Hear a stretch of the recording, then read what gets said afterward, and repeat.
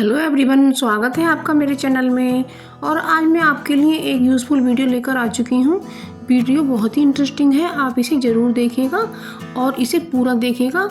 तो सबसे पहली ट्रिक है हमारी, आज हम आपको तिकोना पराठा बनाकर दिखाते हैं। क्योंकि ये जो तिकोना पराठा होता है बहुत ही खाने में टेस्टी होता है और इसकी जो लेयर होती हैं वो बिल्कुल पतली हो जाती हैं और सिक करके बहुत ही टेस्टी लगता है। तो क्या होता है फ्रेंड्स, इस पराठे को सबको बनाना नहीं आता है और आजकल के जो बच्चे होते हैं उन्हें तो सादा गोल रोटी ही बनानी नहीं आती है। तो सबसे पहले तो हमें इसे बेल करके एक तरफ इसमें ऑयल लगाना है या आप देसी घी भी लगा सकते हैं और फिर इस तरह से मोड़ करके इस पर देसी घी लगाना है या ऑयल, और फिर इसे सूखा आटा लगा करके इसे हमें इसी शेप में बेलना है। इसे गोल शेप में हमें बिल्कुल भी नहीं बेलना है और इसी तरीके से हमें बेलते जाना है। तो इस तरह से ये पराठा हमारा बेल करके तैयार हो जाएगा। लेकिन फ्रेंड, जब आप इसे बनाएंगे ना तो आपको थोड़ी दिक्कत आएगी और फिर जब आप कई बार बनाएंगे तो आप इसे अच्छे से बना पाएंगे। तो आप इस तरह से इस पराठे को बनाएं। तो हमने तो ये बेल लिया है, अब हम इसको तवे पर डाल देते हैं। तो इस तरह से फ्रेंड्स इसको उठाना है और बस अब हम तवे पर इसे डाल देते हैं। तो यदि फ्रेंड्स आप मेरे चैनल पर नए हैं तो मेरे चैनल को सब्सक्राइब भी कर लीजिएगा और मेरे वीडियो को लाइक शेयर कमेंट कीजिएगा। और तो हमने ये पराठा एक तरफ से पचा लिया है, अब हमने इसको पलट दिया है। अब इस पर हम ऑयल लगा लेते हैं। तो फ्रेंड्स, मैं तो यही कहूँगी कि आप सरसों का जो तेल होता है ना उसे पका कर रखें और उसे ही अपने इस्तेमाल में करें। क्योंकि जो रिफाइंड होता है ना उसे खाने से हमारी जो घुटनों की ग्रीस होती है वो ख़त्म हो जाती है, सूख जाती है। और एक दिन ऐसा आता है कि हमारे जो घुटनों हैं ना उनमें दर्द रहने लगता है और जब हम डॉक्टर के पास जाते हैं तो डॉक्टर घुटने बदलने के लिए कह देते हैं। तो ये पराठा हमने दोनों तरफ से मंदी गैस पर सेक कर तैयार कर लिया है। तो या तो आप सरसों का तेल खाएं या फिर आप देसी घी खाएं। देसी घी में ज़्यादातर मिलावट का ही आता है और इसलिए सरसों का तेल प्योर लें और उसे ही अपने यूज़ में लाएं। तो आपके घुटनों की ग्रीस बिल्कुल अच्छे से बनी रहेगी। और ये पराठा हमारा बन करके तैयार है। फ्रेंड्स, ये पराठा बहुत ही अच्छा और टेस्टी होता है। बच्चे जब खाना नहीं खाते हैं तो मैं तो यही बना देती हूँ, तो वो पेट भर के खाना खा लेते हैं। आप ये पराठा ज़रूर से ट्राई करके देखिएगा, ये बहुत ही अच्छी ट्रिक है। तो उम्मीद करती हूँ कि फ्रेंड्स ये ट्रिक आपको पसंद आई होगी और ये पराठा भी बहुत अच्छा होता है। तो अब ये जो हमारा आटा बच गया है खाना बनाने से, तो हम इसको ऑर्गेनाइज करके रखेंगे। तो हमें ऐसा क्या करें जो हमारा आटा काला ना हो और बिल्कुल सॉफ्ट रखा रहे। तो हम सबसे पहले तो सूखा आटा लगाकर हाथ में इस तरीके से इसका गोला बना लेते हैं और जिस बर्तन में हम आटे को रखेंगे ना तो उसमें हम थोड़ा सा ऑयल लगा लेते हैं।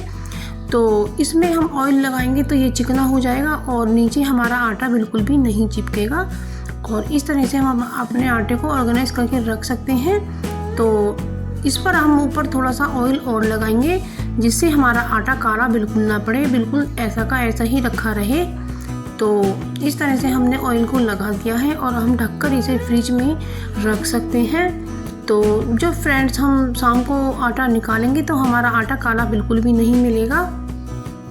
तो आप देख सकते हैं फ्रेंड्स कितना अच्छा आटा है। तो इस तरीके से आप आटे को रखें। तो हमने ये आटा ढक के फ्रिज में रख दिया है और हम अब इसे निकाल कर लाए हैं। तो आप देख सकते हैं हमारा आटा बिल्कुल भी काला नहीं हुआ है। तो आपको ये ट्रिक ज़रूर से पसंद आई होगी। तो अब ये हमारी तीसरी ट्रिक है मोबाइल को लेकर। तो फ्रेंड्स, क्या होता है कि हमारा जो मोबाइल होता है ना तो हम ज़्यादातर इसे टच करते रहते हैं और हमारे हाथ भी इस पर लगते रहते हैं। तो इस पर ज़्यादातर गंदगी जमा हो जाती है और हम इसकी रोज़ सफाई करते नहीं हैं। तो इस पर बैक्टीरिया पनप जाता है और हम अपने छोटे छोटे बच्चे के हाथ में भी इसको दे देते हैं। तो इससे वो बीमार हो सकते हैं। तो हमें क्या करना चाहिए कि मोबाइल को साफ़ करना चाहिए और इसे साफ़ करने के लिए हमने लिया है विनेगर, जो चाइनीज़ खाने में काम आता है, वाइट विनेगर। तो इसको हम कॉटन में थोड़ा सा ले लेते हैं और ज़्यादा हमें नहीं लेना है, हल्का ही लेना है।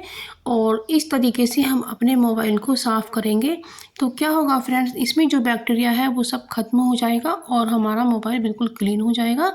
क्या होता है, लोग अक्सर खाना खाते समय भी इसे एक हाथ से चलाते रहते हैं तो उस समय हम बीमार हो सकते हैं। तो इस मोबाइल को इस तरह से आप इसे क्लीन कर सकते हैं और एक कॉटन के साफ कपड़े से इसे पोंछ लें। तो ये जो कॉटन का कपड़ा होता है, ये जो बनियान होते हैं पहनने के, इनका ले सकते हैं। ये बहुत ही सॉफ्ट होते हैं। तो इस तरीके से आप अपने मोबाइल को क्लीन कर सकते हैं। आप देख सकते हैं फ्रेंड्स कि हमारा मोबाइल बिल्कुल साफ़ हो गया है। तो आप इसे अब निश्चिंत होकर अपने बच्चों को भी दे सकते हैं और आप भी चला सकते हैं। तो इसी तरीके से आप अपने मोबाइल को हफ्ते में 2 बार तो ज़रूर से साफ़ कीजिएगा। तो इससे आपके मोबाइल में जो बैक्टीरिया है वो बिल्कुल ख़त्म हो जाएगा। अब ये तीसरी ट्रिक हमारी आती है कॉफ़ी को लेकर। ये कॉफ़ी जो एक्सपायर हो जाती हैं, तो उस कॉफ़ी का हम क्या करें, ये कॉफ़ी हमारे रखे रखे थोड़ी टाइट भी हो गई है और हमने इसे बेलन से कूट लिया है। तो इस कॉफ़ी को या तो हम अपने प्लांट में डाल देंगे, प्लांट के लिए बहुत अच्छी होती है, या फिर हम मेहंदी लगाते हैं ना बालों में, तो उसमें डाल देते हैं। तो इस तरह से आप कॉफ़ी का यूज़ करते हैं। तो अब हम दूसरी ट्रिक आई है मिर्ची को लेकर। आजकल मौसम कभी ठंडा हो जाता है तो कभी गर्म, कभी घटा हो जाती है। तो इसमें हम मिर्ची को कैसे सुखाएं, तो जब तेज़ धूप निकले तो अब आप मिर्ची को अच्छे से सुखाएं और एयर टाइट कंटेनर में भरकर रख दें, तो ये नमी बिल्कुल भी नहीं पकड़ेंगी। और तो आप निकाल कर इस तरह से इन्हें पीस सकते हैं। तो अब हम इसके डंठलों को जो तोड़ के रखते जाएंगे, तो इन डंठलों को हमें बिल्कुल भी फेंकना नहीं है। तो इन डंठलों को हमने एक कटोरे में पानी ले लिया है और हम उसमें डालते जाएंगे। तो अभी हम कुछ डंठल तोड़कर इकट्ठे कर लेते हैं और फिर एक साथ हम पानी में डाल देते हैं। तो इस तरीके से हमने मिर्ची को साफ़ कर लिया है। तो कभी कभी डंठल की मिर्ची आ जाती है ना, तो इस तरह से अपने डंठलों का यूज़ कीजिएगा। तो हमने इन्हें पानी में डाल दिया है। अब इन्हें 4-5 घंटे के लिए भी रख सकते हैं और ओवरनाइट भी रख सकते हैं। तो ये मिर्ची का पानी हमारा बहुत अच्छा दवाई का काम करेगा। तो इससे हम अपने पौधों को दे सकते हैं और ये हमारे पौधों पर ना ही तो फंगस लगने देंगे और ना ही कीड़े लगेंगे। तो ये एक कीटनाशक का काम करेगा। तो हमने ये मिर्ची के डंठल अब निकाल लिए हैं और इसके पानी को हम अपने प्लांट में दे देते हैं। तो इससे हमारे पौधों की जड़ों में चींटियाँ भी नहीं आएंगी। तो इस तरह से हम मिर्ची के पानी को यूज़ करेंगे। अब हम दूसरे प्लांट में भी दे देते हैं। तो अब हम इसी तरह से अपने सभी प्लांटों में डाल देते हैं। तो इस तरह से हमारे जो गेंदे हैं ना, इसके भी फ्लावर अच्छे से आएंगे और इन पर कीड़ा बिल्कुल नहीं लगेगा और ना ही फंगस लगेगी। तो फ्रेंड्स, यदि आपको कुछ ऐसी टिप्स मिल जाती हैं जो आपका काम भी आसान करें और आपकी चीज़ें भी ख़राब ना जाएं और आपके कुछ टाइम की बचत भी करें, तो कितना अच्छा होता है। तो फ्रेंड्स, आपको मैंने जो भी ये टिप बताई हैं, तो ये आपको जहाँ भी कोई यूज़फुल लगी हो तो मेरे वीडियो को लाइक, शेयर, कमेंट करें और मुझे बताएं कि आप मेरी वीडियो दुनिया के किस कोने से देख रहे हैं। और आप मेरे चैनल को ज़रूर से सब्सक्राइब कर लीजिएगा। और मैं उम्मीद करती हूँ कि आपको मेरी वीडियो पसंद आई होगी। तो आप मेरी रोज़ की तरह मेरी वीडियो को एक लाइक ज़रूर कीजिएगा। मिलते हैं एक नई वीडियो में, तब तक के लिए बाय बाय।